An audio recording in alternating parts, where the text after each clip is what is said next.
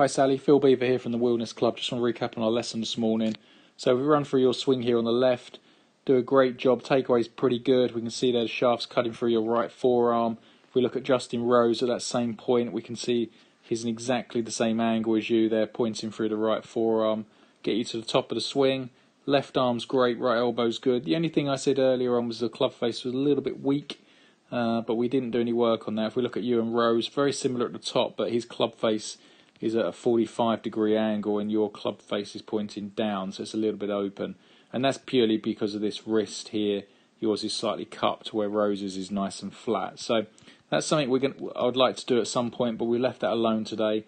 The main thing we had to work on really was your contact and then legs clearing. As you coming down into the ball, again the club's coming down on a really good position.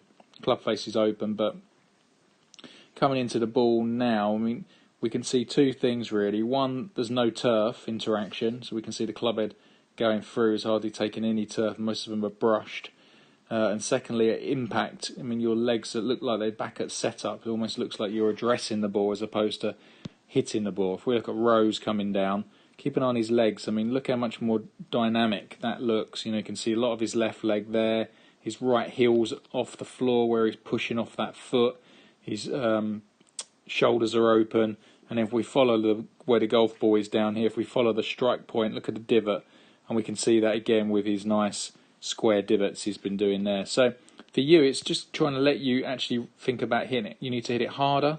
We need to get you turning through it better, and we need to work on smashing the ground a little bit to get the most out of your shots. And when you started to let go and actually hit it, we've got some really good results. So work on that for me, and don't forget just to dress in line with the ball like so, and hit the ground anywhere there as a practice swing by turning them legs as fast as you can, and then step up and hit the ball. I'd like to see 1 or 2 practice swings for every shot you hit, and that way you'll bed it in much quicker. You swing it great, Sally. We just need to get you just gain control by losing some control, and like I said, we should get you lower than the handicap you are. Thank you.